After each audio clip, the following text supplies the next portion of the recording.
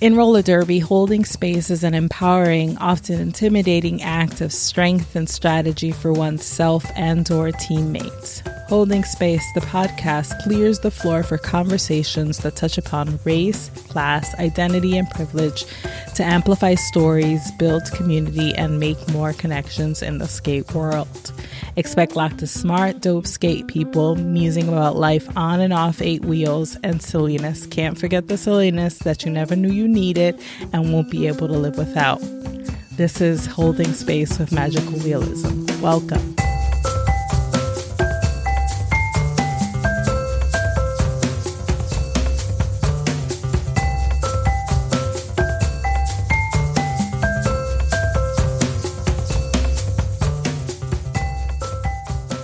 Hey, what's up, y'all?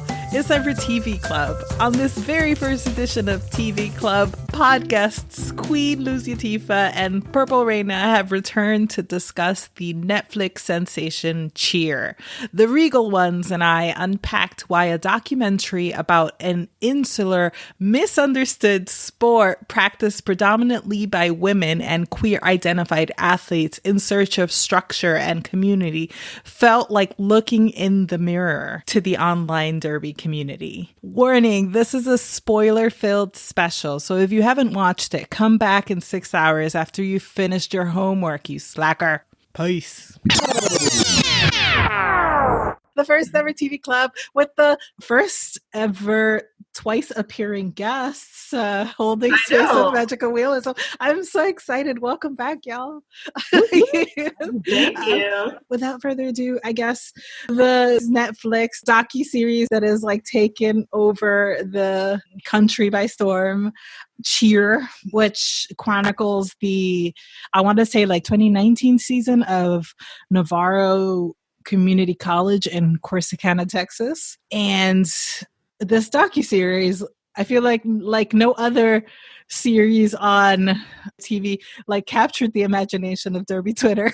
So it felt so, especially for a documentary on cheerleading of all things in a small town in Texas, it felt very, very relevant for some reason. And so I asked my fellow cheer enthusiasts to come on and talk about why and unpack why. So let me stop blabbing and ask y'all a question. What made y'all watch this? Oh, hi. I think what initially made me watch was it was a recommendation through Netflix for me of things that they thought I might enjoy watching. So I'm like, okay, sure. So I just was like, I'll check out one episode. And I was hooked after the first. Yeah. What about you, Reina? Yeah, it was the same thing. It popped up as recommend that you watch this. And at first I was like, I don't really know anything about this. I hadn't heard anything about it. And then within about a week is when I started hearing about it all over on Twitter. And that was when I realized, oh, okay, I should probably start watching this then. So had either of y'all watched Last Chance U by any chance? No, I hadn't. No, Okay. I haven't. No. It's by the same director, Greg Whiteley. And if y'all ever start watching it, it's about football players who were at a really high level. Like, I guess, I don't know I forget if it's like D1, I guess, for in the NCAA. Like basically, and then they had like a really bad incident happen, like assault or robbery or something. So basically, recruiters from these JUCOs, they call them junior universities in Mississippi, for instance, go around and like grab these like extremely talented athletes and give them their last shot. That's why it's called Last Chance U. And they play football in exchange for like, I guess, a free ride. But if you watch it, it's like the same sort of template as Cheer. It's very, the visuals are very slow, they're like these tiny, tiny towns in the middle of nowhere and these incredibly dedicated athletes and very driven coaches. But I think those were a little more controversial because especially like the racial dynamics are like they're predominantly Black athletes, whereas the football coaches are white coaches, and it's a very imbalanced power structures. They're very interesting to watch, but I think that they definitely captured like lightning with Cheer. But anyway, so how long did it take y'all to watch it, to get through the 6 episodes? Oh So my it God. took me 2 days. That's a lot of restraint. Can I tell Right. you? I'm a binger, but I did at least have to go to work. But yeah, so it took me 2 days. Yeah, I think it was about 2 days. I got pretty much as the last episode was starting was when I realized it was the last episode. And that was when I was like, okay, I don't want to finish it today. I need to have something to look forward to watch tomorrow. But yeah, I didn't realize that it was only going to be 6. I think it's 6, right? And so I was like, oh, wow, it's almost over. I watched 5 hours of this already today. That was tough. I said it was tough to realize that episode 6 was all I was going to get. I know, right? I think I started watching it like when I got home from practice late one night and passed out, and then the next day I had to like finish it. It was so good. Yeah. I started it late and it was just like, I can't stop watching this. I need to know what happens to Ladarius or what happens to everyone. Lexi, I'm still concerned with him. I'm ashamed to say that I follow them on Instagram now just so I can know what's happening. Oh yeah. I follow at least half of them on Instagram right now. Yeah, no, I really wasn't like expecting it to get so huge. I was like, all right, Chrissy Teigen, she is like in the know or whatever. But seeing like, did y'all see that Jerry was on the Oscars? Yes. I couldn't believe it. I was like, what? I was like, this is a lot. But good on them, you know? Or when I saw it on like Saturday Night Live, I feel like that was a tipping point for me. I was like, made it. Right. Made a skit. Yeah. That skit, that was great. I was like, all right, this is a thing. It's officially, it's here. It's all right. Yeah, for sure. I was surprised at how long it took me to make the Derby connection with what I was watching. Like, I felt like I was just watching it as a voyeur, like, oh, look at this sport and the way they do things. And then it was like, oh, I'm episode 4.5. And here it is. So many similarities to roller derby. What exactly made that light bulb go off for you? I think the similarities that I recognize is just how people bring their damage or their baggage to this thing and you pour yourself into it because you want to have that thing that you're able to control. And it's like, my level of commitment to the sport is the thing I can control. You know, you can't control whatever issues you had coming into the sport. You know, you can't control if you're going to get rostered or make mat, but I can control the effort that I put into it. And so that felt very similar to what we're dealing with. And even the way coaches make selections for teams felt very similar. Yeah. I wanted to ask y'all about that, about the selection part, because I've never been behind that curtain. Right. So I think like even when you listen to Monica speak and she's talking about, hey, there are hundreds, thousands of people who try out for Navarro and they're very talented. And I'm looking for a particular type, a type to suit the team I need, a type with a certain personality that maybe is a people pleaser because I'm very hard on people and I don't need you to bring a certain attitude that will buck this system that I have. And I think that even in Derby, coaches look for similar things as well. It's like, this is a formula and we are a puzzle. And I'm not looking to just plug anyone into this system. So there's like a template like of an athlete or like archetypes. I think for certain teams, that's the same like in the NFL, in the MLB, they look for types based on what they have.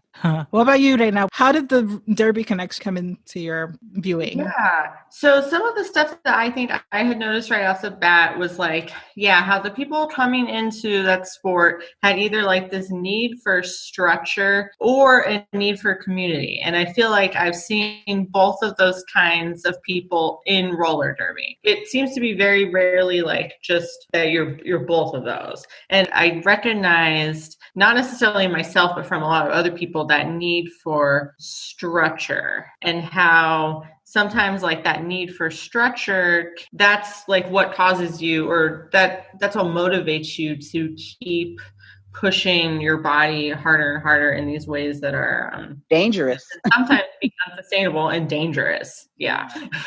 Yeah. For me, the connection to Derby happens in episode 1. Like when they had the sort of historian person talk about how it started as this sideline, just this kind of hobby that was kind of really insular and, you know, but it really requires all of this athletics and has become like its own thing and extremely popular within a certain community. And I felt like I was listening to the story of roller derby practiced by women, you know.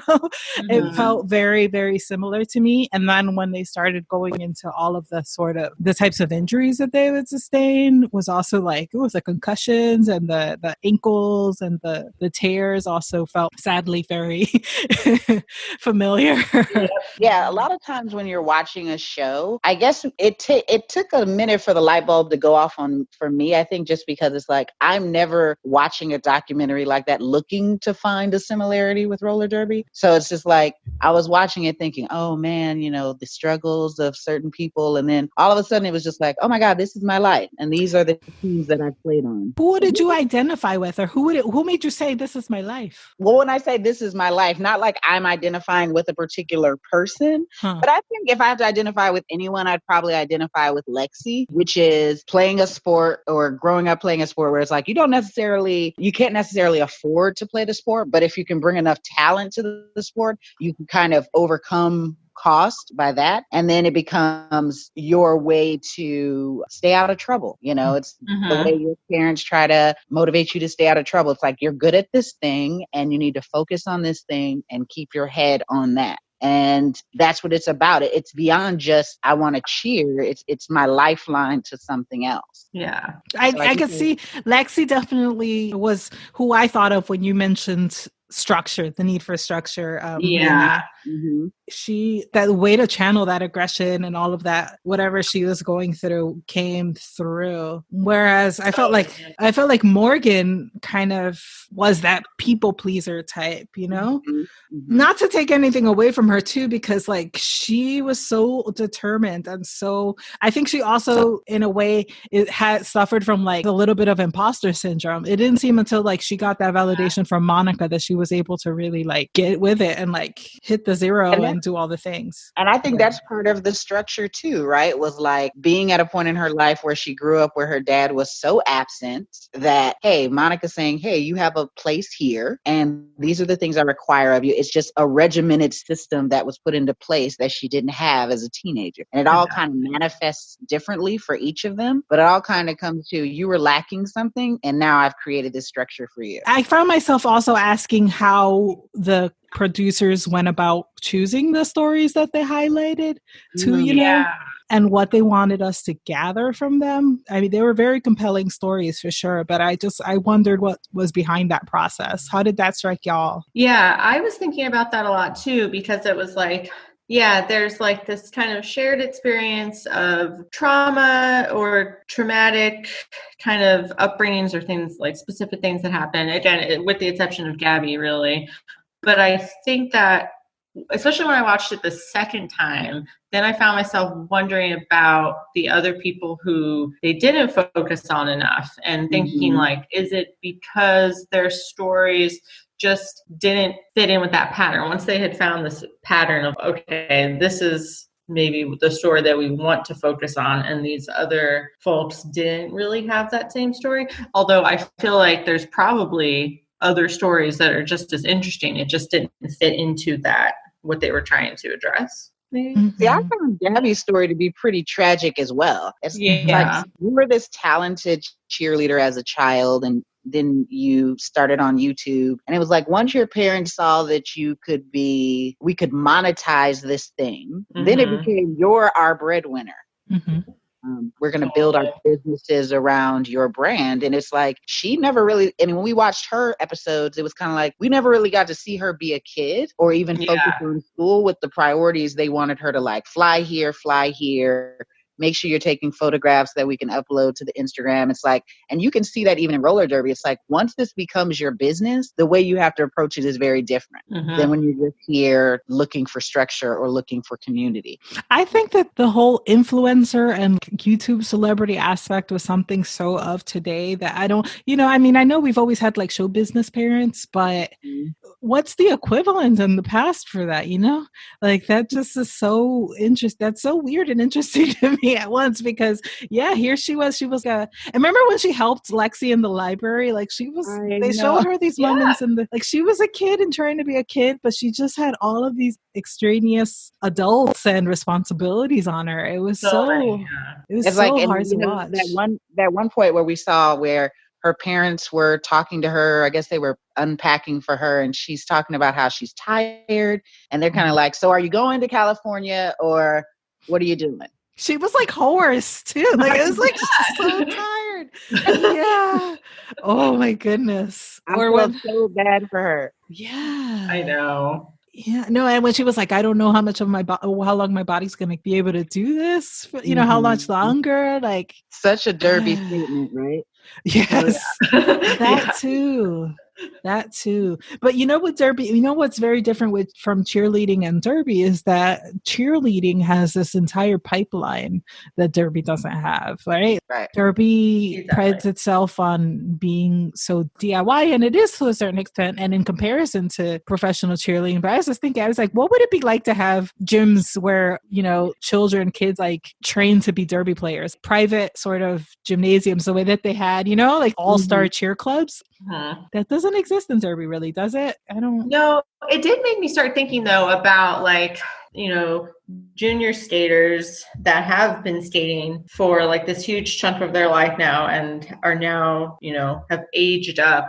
I feel like that could be comparable because now you are having people who have been on skates before they even turn 18 for like 10 years already.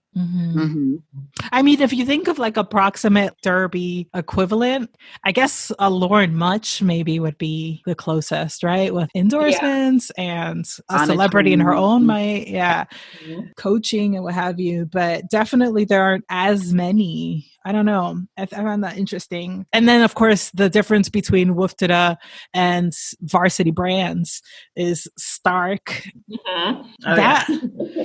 I didn't realize it afterward, but they're owned by an investment firm, like a huge investment firm called Bain Capital, and they keep like getting purchased by other sort of conglomerates, and it's like night and day. It almost like felt like a cautionary tale of what. Yeah, like don't let this happen. It felt like the alternate 1985 from Back to the Future. You know? Bizarro Biff to the FTVA's normal. Yeah, that's always been my thing of like when people get into that debate about we need to go to the Olympics. I'm like, do you really know what comes with that? Oh Like, yeah. there's that balance of like you want a thing, but once something becomes profitable to that point, it isn't the thing that you love. It's something else. Now it's a money machine and it operates differently. It's a lot. It's a lot of people with their hands out and a lot of like boards with directors to account for with bottom lines and Once you become the way that someone eats, the way we approach it is completely different. Big time. Yeah. It's not a, hey, I'm mad, I'm going to leave. It's like you are responsible to get people fed. And so therefore this operates differently. No, yeah. And I'm kind of a little concerned too, because like I know that a lot of I think that Jerry got an agent or like signed with an agent. Yeah. I mean, that's a little different because I think the agent has to work for him and get him deals and then gets a percentage of that. But it's always like, wow. Yeah. I started thinking about that because I mean, the show goes to a lot of lengths to repeatedly remind you that they are right now at the top of their game and like what comes next it can't be anything actually associated with like they're not going to be professionally cheerleading. And so when I'm watching it, I was like, well, thinking about what is going to come next, and now seeing that there are already things happening next, but kind of that worry now of like, well, how long is this going to last for them? This specific pocket moment of fame. Mm-hmm. It's 15 minutes. Yeah. As they say. Sorry? I said that it's so fleeting how quickly this fame for them is going to come and go. So I'm glad to see that they have realized, hey, you need to get an agent. You need to like move quickly because it just as much as the crowd loves you today, they'll be on to the next thing tomorrow. You know, a cat, falling off of a counter will be the next thing. Big time. So it's like you have to go ahead, capitalize, get an agent, monetize while you can, because once it's over, it's over. It's an attention economy for sure. And also they grow out of it, right? Like they can't do that forever. Their bodies just really can't. Did y'all hear that they're currently filming a season 2? No, I didn't know this. Yeah, which is blowing my mind because it gives me like Jersey Shore vibes. Like it reminds me of like when I don't know if y'all watch Jersey Shore, but like the first season is like something completely different than like the rest of the show, because then they become self-aware and exactly. Yeah, part of the sensation, I think, is them not knowing what to expect themselves, and the audience not knowing. But it's like once they're aware, oh, they love us, Jersey Shore #2 is just not the same as #1. No. Yeah, nothing. it's not going to be that same like unfiltered. Absolutely. Because then it stops becoming like a docu-series and it becomes just a series. Because and it's also, I think it's very kind of contrived, because we left it with Jerry was going to Louisville, Darius was doing something else, and Betsy left. Yeah. Prior to the airing, they didn't know how the director would cut it or how they would be perceived based on how it was cut. So I didn't get, as a person who participated, you didn't get to see it first. Right. You had to wait to see how did the director put it together, and then how did the world respond to my cut. Where now okay, Jerry's the nice guy, Ladarius is the talented, arrogant one, and Lexi is the troubled one. So it's like their characters have already been written.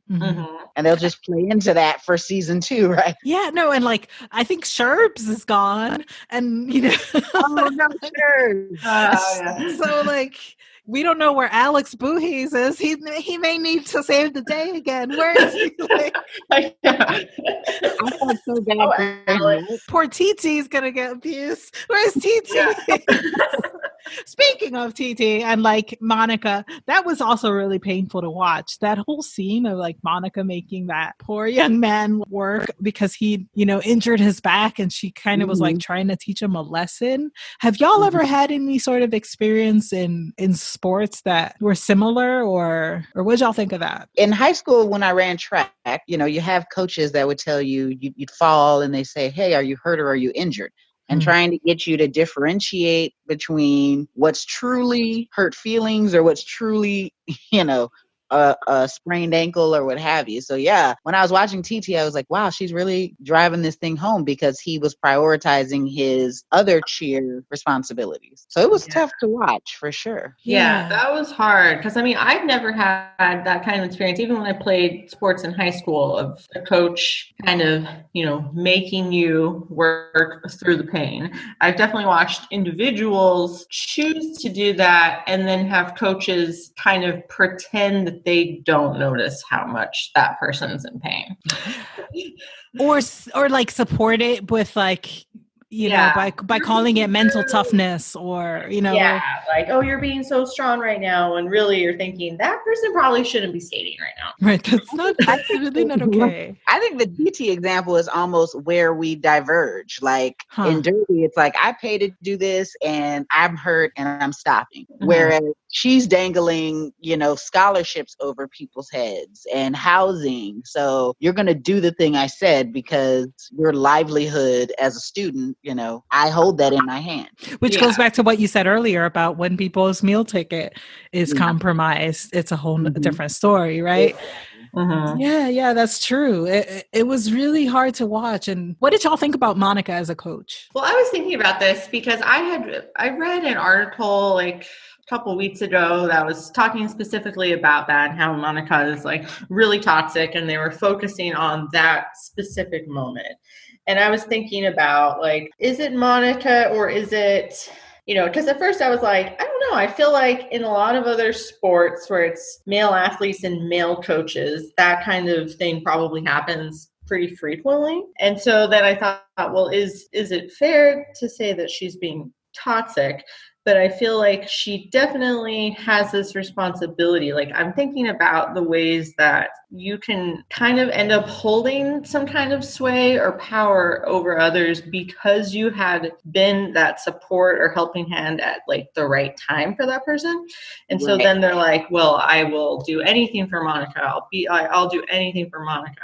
And like, I just kept wondering like how aware of that she is. And again, it's hard to tell in a documentary in the way that, you know, editing is a thing. But yeah, like I found myself thinking that, where it's like she has such a sway over them, and that at what point is it just her, you know, she's a tough coach, and then she has these times where she has to help them. I'm not quite sure how I feel about Monica. Yeah, I feel like Monica is a tough coach, but then I also had to question how much of this is because she's a woman that people are so critical of her. Exactly. I think in other sports, you have Nick Saban, you got Bill Belichick, you got Phil Jackson, and people just say these are some of the greatest coaches of all time in the NBA and the NFL, you know, at the college level. And people don't call them toxic. You know, they're described as, you know, walking winners, a hard line. Champions. Yeah. So, you know, when it's almost like there's an expectation around,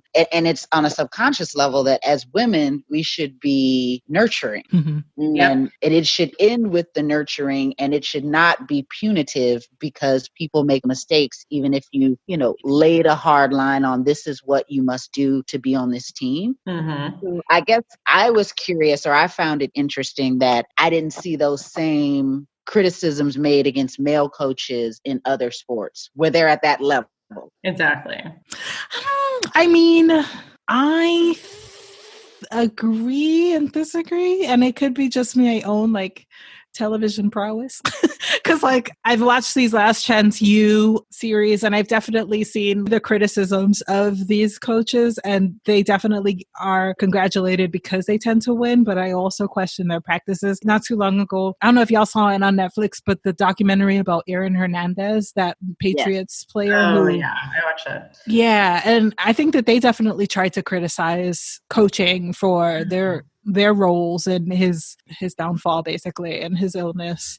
So I think I've seen some of it, but for sure, like, women definitely get the brunt of it. In addition to that, I think it's different because in roller derby, a lot of the teams that are put together are just based on you live in that city, so you have to go along with whatever your city's coach does. But in those sports, people are seeking her out, right? So you know that she's known to be this tough coach. Yeah, Yes and no, though, Queen, because she's from Corsicana, you know? Right, but I'm saying because they have won so much, people are seeking her school out, and they know that she's true. cool. You mean like students? Yeah, parents. Yeah.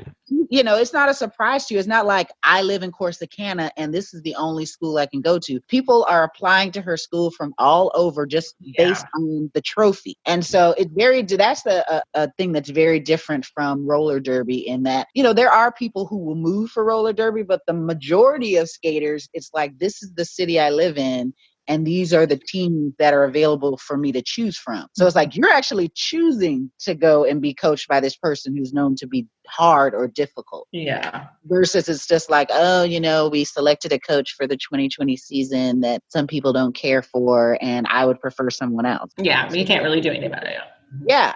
But also, correct me if I'm wrong, like, I don't think that there is such a prestige to coaching in roller derby. Like, I don't think that there is that sort of fame or celebrity, I should say, right? Like, I mean, not prestige, I should say more like celebrity. Like, I can't name the coaches of the different D1 leagues right now off the top of my head. I can name like their stars, standout players and what have you, but not the coaching. Yeah. So I think that differs too. And yeah, because we don't build programs around coaches in roller derby, right? So it's like, it's not like you're like, I got to play for so-and-so.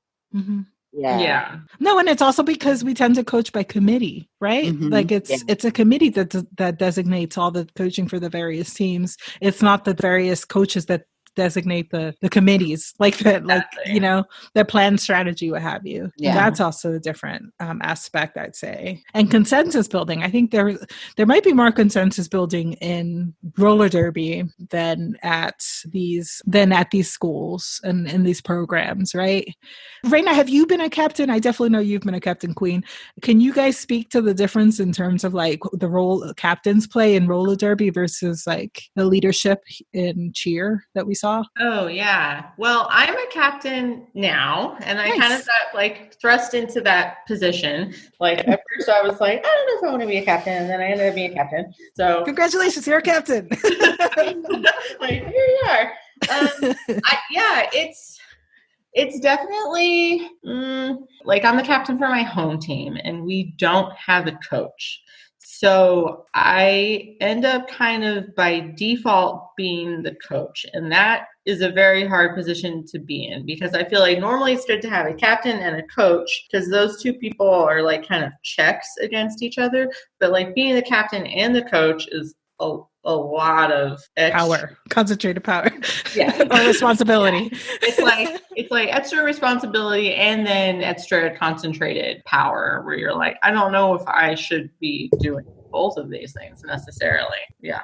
But what I was thinking about is like, Monica is this huge presence, but like there is still a team around her. Like for the most part, her assistant coaches did seem to be also have the same feelings about Monica, where like they really admire her. And I don't think that they would really push back against her too much, but I feel like some of like the athletic trainers were more kind of those checks of like, actually you are injured and you can't play, even if Monica told you can.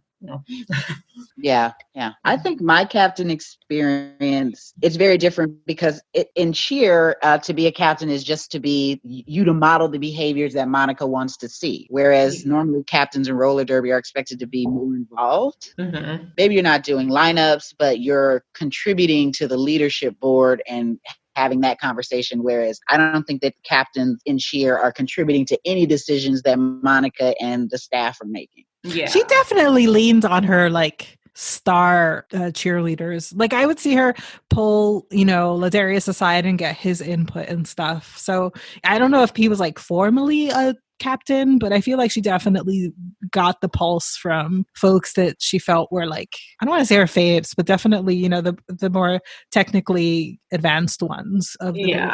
I wanted to also backtrack a little and talk about, what did y'all think about the kind of recruitment in terms of like the aesthetics? I know you said that they definitely look for types in roller derby, but I feel like there's also been discussion about the kind of look that Monica went for when putting together her team, and how... Well, you definitely didn't see the diversity of bodies on the female side that you saw on the male side. So I didn't see any Jerry body types on the lady side. So she definitely had a type she sought out for her flyers and her female identifying cheerleaders. Yeah. And they spoke about that there wasn't any diversity of color either on the female side. There was one Asian, person that I remember seeing, but they did allude to that though when they talked about the scoring and what judges kind of expect to see. So it was a little bit more covert, but I felt like she was seeking a particular type. Yeah, that was really interesting, because she did kind of,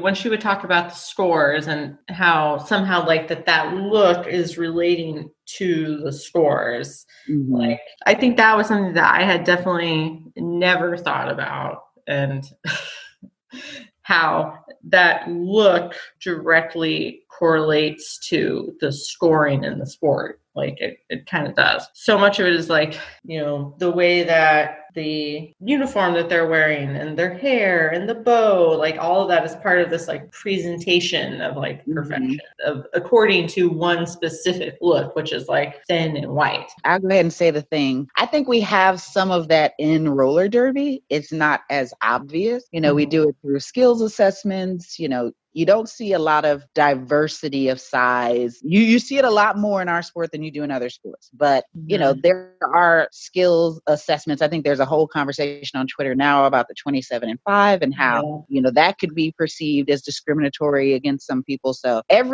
think every sport deals with it in different ways. Yeah. Yeah, I took some notes. I felt like Monica tended to her flyers and her top girls were definitely long-haired, conventionally beautiful, small frames, and ethnically ambiguous. Like, and then it was really weird because when they played, like, well, when they had like actual competitions, the whole like zhuzhing up at their look was like this really interesting melange of Texas with like the big puff but also kind of like Maxim magazine, like a sex appeal or something, or like, you know what I mean, like that kind of like, it was really but these are also like 18-19-year-old girls or like young women, so it was this really like weird kind of trying to be sexy but also cutesy like a really southern way. Sorry? I said there's a lot of pageantry still in cheerleading. Yes. That's what I thought about. You can see the through line for sure.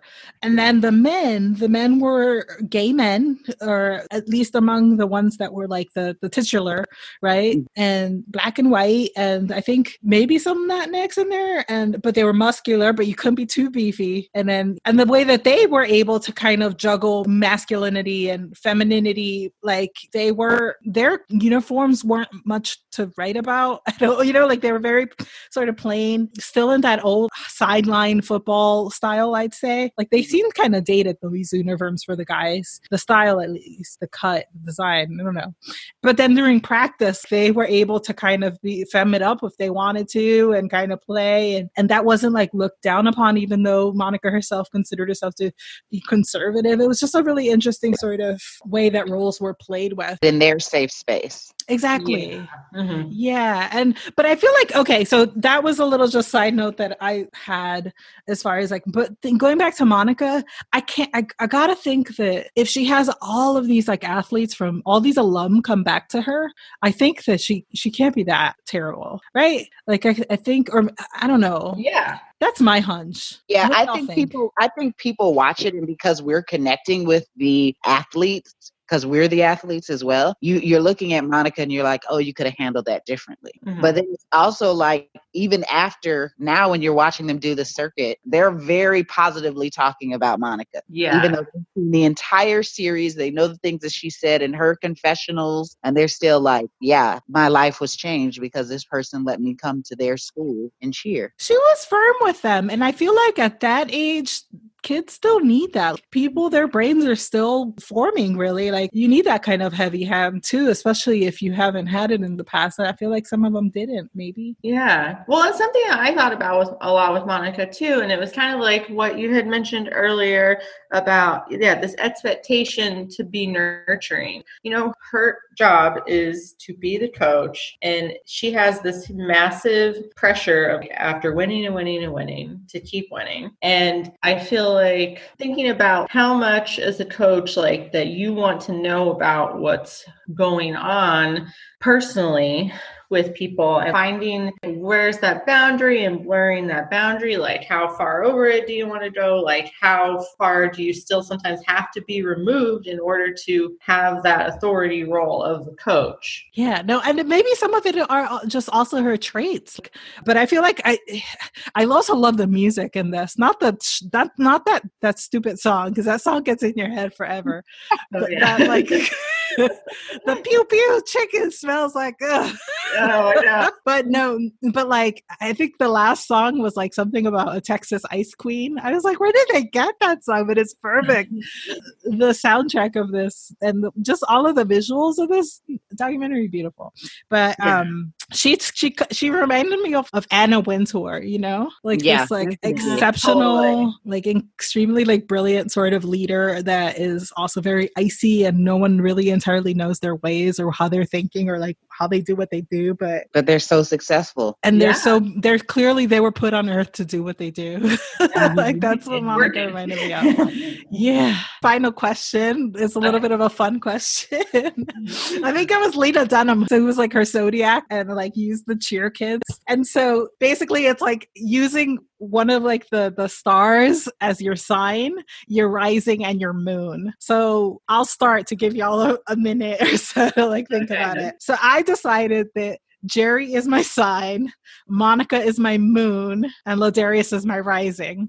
And if you're not familiar with astrology, basically like your sign is just kind of like the entire sort of package. Your moon is your insides, like your inner voice, your inner monologue, how your brain works, and your rising is the external personality and face that you give the world. And so that's why I say that Jerry is my sign, Monica is my moon, and Ladarius is my rising. What are y'all? Who are y'all's astrology? Your cheer astrology? Oh my gosh. Okay, let me think about this. I'm going to say Monica is my sign. I'm pretty tough. Wow. And you can use them again. You don't have to like, you can be a triple Monica if that's how you feel. Maybe Ladarius is my rising, because I think there are things about me in my past I don't share. And so there's things there that, you don't let come to the surface or share with others. Mm-hmm. Oh, my moon. That's supposed to be my inner monologue, right? Your insides, yeah, like your inner monologues, your inner thoughts, the way you process things, your processes. I'm going to say Monica again. Nice. Okay, I can see that.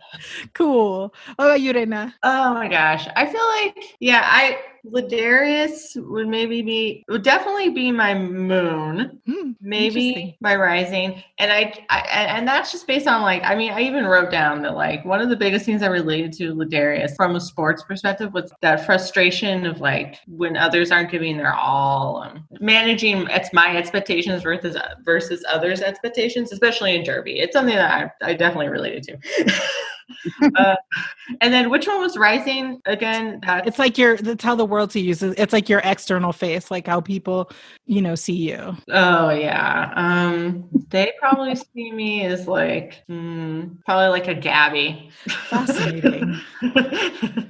Because I feel like Gabby seems like she has it all together, Yeah. So like, I definitely wouldn't feel that way, but I think that's how others would probably see. You said Ladarius is your sign, Gabby is your rising, and who's your moon? I think it's still Ladarius. Okay, you're double Ladarius. Yeah. And can I say actually I'm going to bring up one more point about Ladarius now that you mention him. And I thought that it was really interesting the way that people treated Ladarius, his trauma versus Jerry and Lexi and any of them. My cat is meowing, so that you may hear him. I think that he was really misunderstood. I feel like sometimes people don't understand that when you are traumatized or when you go through trauma, it's fight or flight. And I feel like for Ladarius, it was fight. And I feel like the others got more sympathy than he did. Oh, absolutely. Right? You started.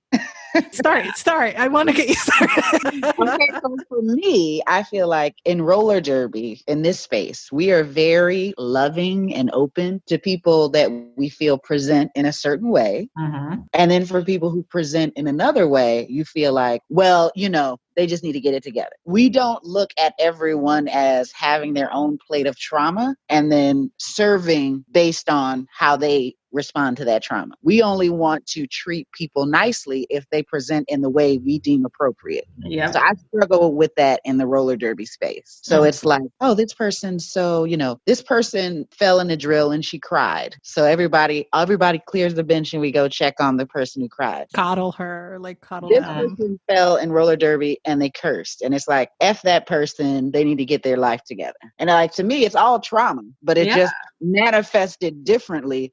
And I think that same understanding that you give to the one, you need to give to the other. And that doesn't happen normally in our space. And I've been around for a long time and not just played with Atlanta. I played with a lot of pickup teams and it's always the same. This is acceptable trauma manifestation. This is unacceptable trauma manifestation. Even if it's not being directed at someone, people don't respond positively to seeing someone manifest a certain way. Yeah, 100% agree. Yeah, and that was one of the things that I definitely did connect with Ladarius. It's like, yeah, that's not how you should be reacting to the situation. This over here is how you should be reacting. Like if something doesn't happen, you should just put on a smile and act like everything is okay. But it's like that's not how a lot of people are going to respond, and one isn't more virtuous over the other. Mm-hmm. Exactly. Mm-hmm. And I wonder if like the whole scene with his brother at the end, which was very touching for sure, didn't happen, how I feel like people softened up because of that.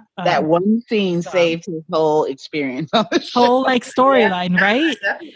Mm-hmm. Oh, yeah. And that's really unfortunate. And I think that we see that in a lot of different ways in terms of like Black children versus white children or children of other ethnicities. We see it in like the justice system, the way that like Black children are, it's like a prison pipeline versus like getting rehab or therapy for, and it's all trauma, and it's all, at the end of the day, it should be really treated 100% in the same way, in a not punitive way. Right. Mm-hmm. And that's sort of like understanding a therapeutic way. Well, and I feel like, and even on the show, there was the point when Jerry even said, like, I know that I help Ladarius kind of chill out a little bit better, but Ladarius helps me. Like if I can have some of what he is giving me, that is helping me.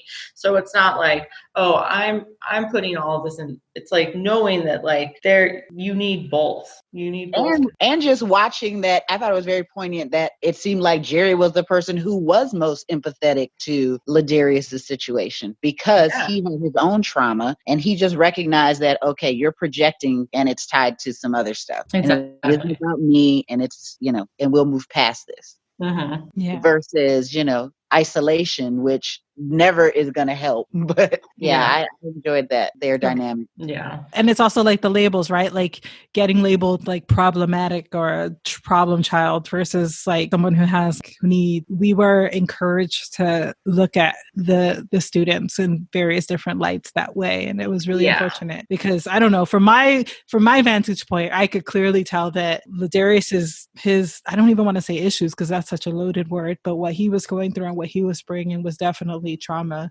that was manifesting in a certain type of way. Mm-hmm. Mm-hmm. And yet here he was, like, it was also really interesting to see how he channeled it with his body and how, his dancing and his tumbling and all of that other stuff. Cause he's amazing. Like I hope that he isn't like seen as like a diva or in trouble or something in his future profession or whatever he does. Yeah, I mean, I definitely think he brings that confidence, but it feels like you get the most success out of him when you don't try to shut down who he is and just kind of talk him through. We need you need to show as a leader and blah blah blah.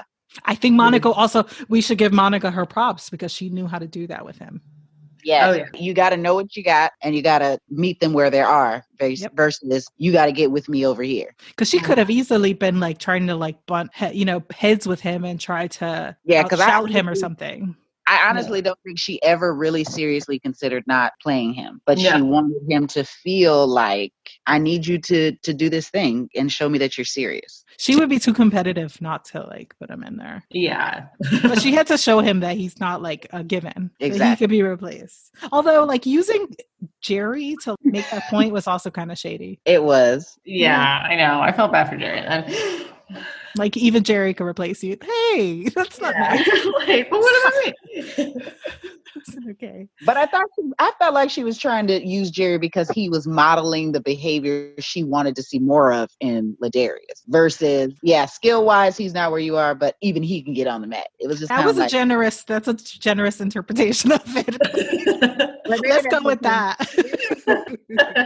What did you think, Reina? Yeah, I never felt like his spot was actually threatened. But I think it was that like she could have been so in that sense of like you try even if you know you're not going to get on the mat. Like you have to try even if you know you're getting on the mat. Like either way. For sure. Okay. Well, I think I have a last question. Okay. Why should not that anyone at this point who hasn't watched the series been listening to a whole discussion of something they haven't seen, but why would you say people should watch this? Or do you believe that people should watch this? I'm going to say that I think if you play roller derby, you should watch it, just because I think there are a lot of similarities, and you can probably start to pick different people from the show and say, hey, this person from my team is very similar to this. And I think it gives you some perspective about how to better relate to your teammates. That's why I think it's important, because sometimes when you're in the fishbowl, you can't understand how to operate or how to make moves. But watching it and kind of saying, oh, this is that teammate that I don't necessarily warm up to as much or I struggle with, and understanding there's something there that you don't know. Yeah. And, be open to approaching that relationship in a different way. Yeah, I like that. I would think that, if I were to tell other skaters to watch this, it's kind of similar. It's thinking about we play this very high risk, high chance of injury, full contact sport. And I feel like a show like this can help you become more aware of how obligated we are to hold each other in safety and be aware of what other people are bringing in and how that affects what they're doing every day on the track. 100% agree. Thank you again, y'all. This was awesome. I really appreciate it. All right, folks, well, there you have it. Holding Space with Magical Realism is available on Apple, Spotify, Google Play, and YouTube. Help the pod grow by subscribing and sharing it with friends. Rating and reviewing on Apple Podcasts also helps others find us.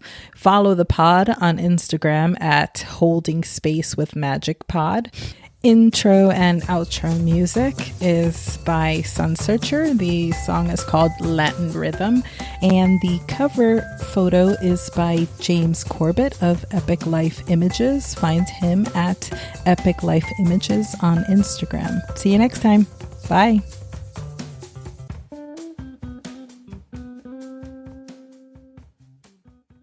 What's up, y'all?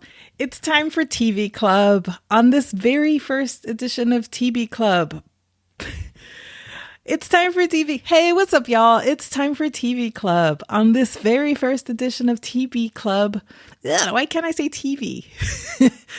What's up, y'all? On this. What's this? What's this? Okay.